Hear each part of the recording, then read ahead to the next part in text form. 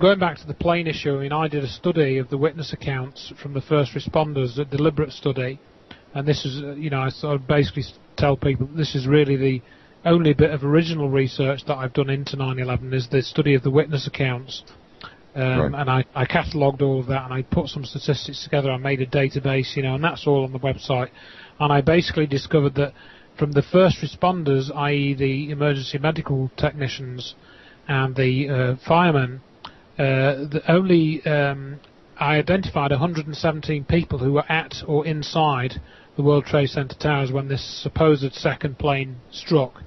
And out of those witnesses, out of those 117, only 21 saw the second plane, only 20 heard it, and only 8 of them saw or heard the plane. I think it was 8 or 8%, certainly not many.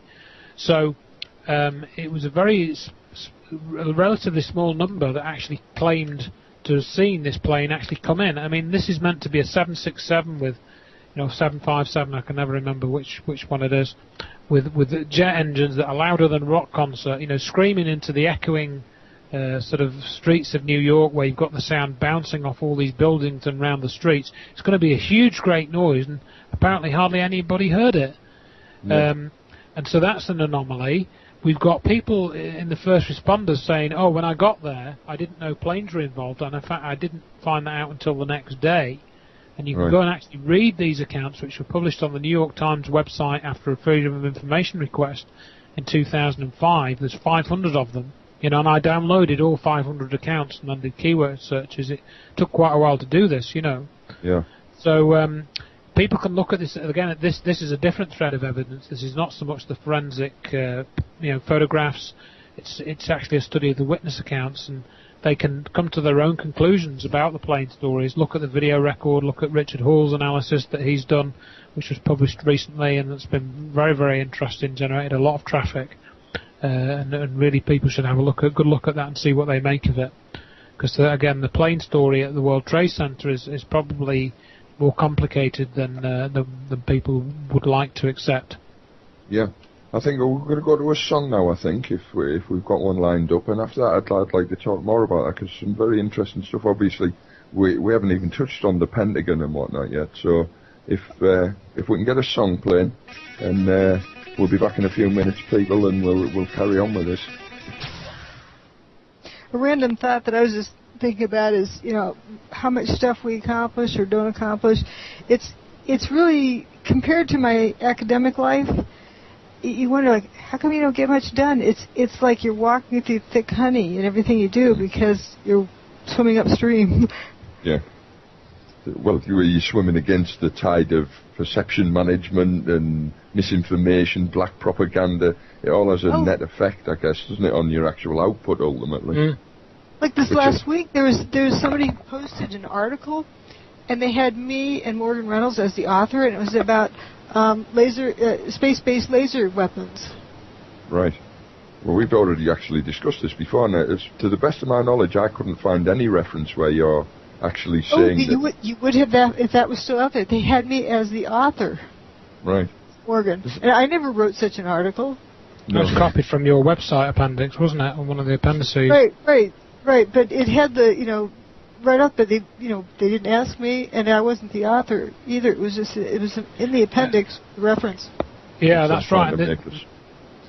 The bizarre thing was that this person who posted this article, he claimed that he'd spoken to me about it. Huh. And I actually,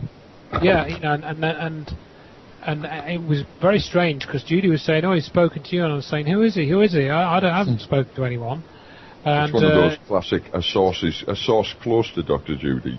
Well, it wasn't quite like that because he wasn't totally lying. He had actually spoken to me, but we didn't bring up this topic. And the last time I spoke to him was in February, so that was like 6 months ago, 7 months ago even, and we didn't talk about that. In fact, I told this guy at the time exactly what we've discussed tonight about the Hutchinson effect evidence and all this. And none of that evidence was in this article that he posted. It was a complete... It was about space beams, yeah. Yeah, it was about space beams, basically. I think everything but that term was missing. And it was falsely attributed. as Dr. Judy said to Dr. Judy and Morgan Reynolds. You know, it was just ridiculous.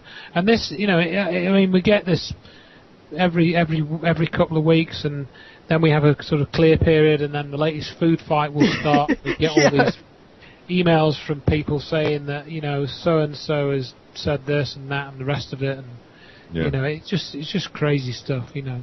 At the very worst, from their point of view, they're going to embroil you in a he said, she said sort of nonsense scenario for weeks, which will again have a detrimental effect on your ability to disseminate the evidence you've found in that.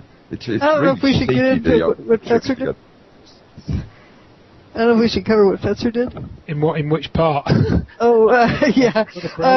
My book was supposed to be coming out last fall, and for the 6 weeks there, Fetzer on his radio show was doing this horrendous stuff, plus sending out mountains of emails to about every radio host he knew and a pile of other people. And with various rumors that he'd gotten other people to start, who later retracted them. One of which was I was having sex with John Hutchison. That's why I was promoting the fraud. Oh, how was that?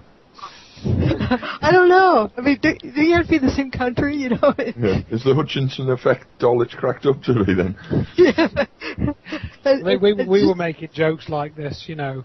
And I remember we obviously at one level it was a bit horrible that this was going on, these sorts of allegations which were coming out. We just explain who Jim Fetzer is. I mean, he basically was the co-founder of this Scholars for 9/11 Truth Group, and at one point he invited me onto the steering committee. This is what I've had to write about, you know, and this is me with no published papers, no advanced degrees, you know, nothing like that.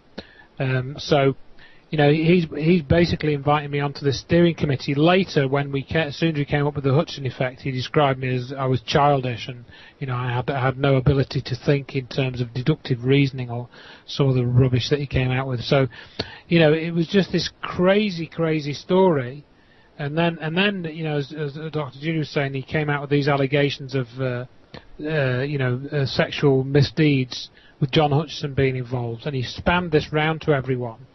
And I'm thinking, what the hell has this got to do with what happened on 9/11? It's got absolutely nothing to do with it, you know. And so we were having this sort of mock hearing, you know. And I think I said to Judy, you know, I did not have sexual relations with that man, you know. And we were sort of laughing for about half an hour at that one. It just seemed so bizarre, you know. It was just ridiculous. It just got to the point of being ridiculous, and we couldn't do anything but laugh about it, you know. But I came upon someone who told me to take the Hutchison effect out of my book. It was going to discredit me. Who had been listening to Fetzer's stuff. In other words, it was effective. Yeah. Well, that's the sad thing about it, is that unfortunately it is effective, and it's very difficult to know how to measure your response to all this disinformation and sabotage and stuff, because to engage with it actually means you end up embroiled in it to the detriment of what you were actually doing, which of course is part of the point, isn't it? You spend so much time refuting nonsense and disinformation that you actually find it very difficult to do what you're supposed to be doing in the first place. Here's another question. Do you think I can ever get a faculty job again? I would have known what I know about mainstream academia. I'd be very surprised if your name's not right away, the internet trolls were writing to my colleagues at Clemson and posting their responses on troll forums. Yeah, that sounds about right. It's, you know, that's somebody's life, and there's nobody who's held accountable. That's it. I mean, just taking a mini step back, I just wanted to add something that I'd mentioned to Judy yesterday. I was at a conference, Leeds, and I give out these articles in little booklets. You know, it's just the cheapest way to deliver the information. And I've collected these articles, which are basically, you know, my rebuttals to a lot of the trash that's been posted. Right. And I happened to give this to one chap in the morning. And you know, I had a chat with him in the afternoon just to see what his interest was, and he surprised me because he'd actually started reading the booklet, you know, actually between the morning and the afternoon. Right. And he said to me, oh well, I read some of it, but it just sounds like a lot of people arguing, and it doesn't make for very interesting reading. Right. You know, and that's again going back to the problem you described, as there's so much of it that you get into this cycle, and it just, unless you know the backstory, it's just not really that interesting to get into, you know. So this is the problem, that all this trash is generated, and it basically dilutes all the serious important study of the evidence, and that's what it's for. And it's easy to lose sight of that, and I've lost sight of it a few times, you know, don't get me wrong, but you know, so that's what it's for. And I think if people read that book, if they can, they'll see in real time how the misinformation and disinformation was being generated. And I've tried to write it as a kind of real-time study, if you will. And if they do that, they'll then be able to see that going on. You know, another of the areas I investigate is to do with chemtrails, and I've spoken quite a lot about that. And I've seen similar sorts of things going on in that. And I've done a skills transfer from the study of 9/11 to the study of chemtrails and the study of the UFO stuff. And I've seen exactly the same sort of patterns going on, you know. So it's been quite useful for me, certainly, if not for anybody else. Yeah, I mean, those of us who... Sorry, Dr. Judy.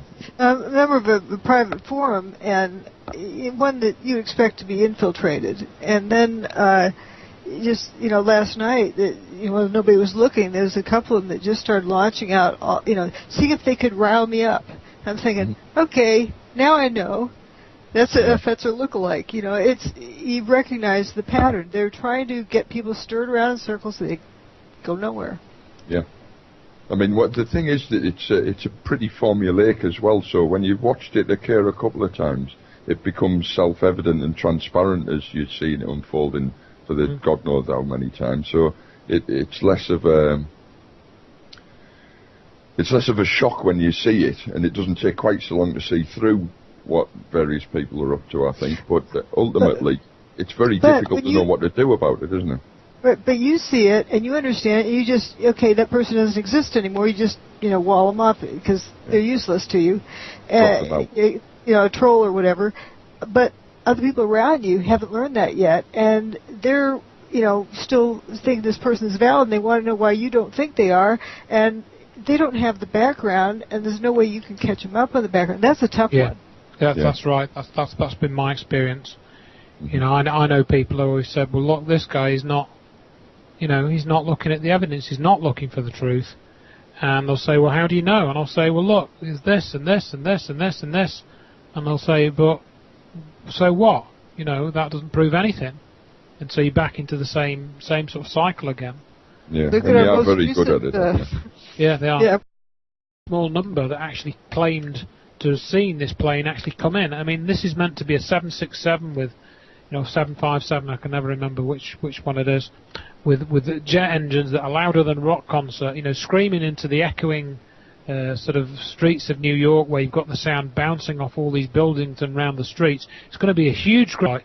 And I basically discovered that from the first responders, i.e. the emergency medical technicians and the firemen, I identified 117 people who were at or inside the World Trade Center towers when this supposed second plane struck. Right. And out of those witnesses, out of those 117, only 21 saw the second plane, only 20 heard it, and only 8 of them saw or heard the plane. I think it was 8 or 8%, certainly not many. So it was a very relatively faint noise, and apparently hardly anybody heard it. Yeah. And so that's an anomaly. We've got people in the first responders saying, oh, when I got there, I didn't know planes were involved, and in fact I didn't find that out until the next day. And you can go and actually read these accounts, which were published on the New York Times website after a Freedom of Information request in 2000. Going back to the plane issue, I mean, I did a study of the witness accounts from the first responders, a deliberate study. And this is, you know, I sort of basically tell people this is really the only bit of original research that I've done into 9/11 is the study of the witness accounts. And I catalogued all of that, and I put some statistics together. I made a database, you know, and that's all on the website.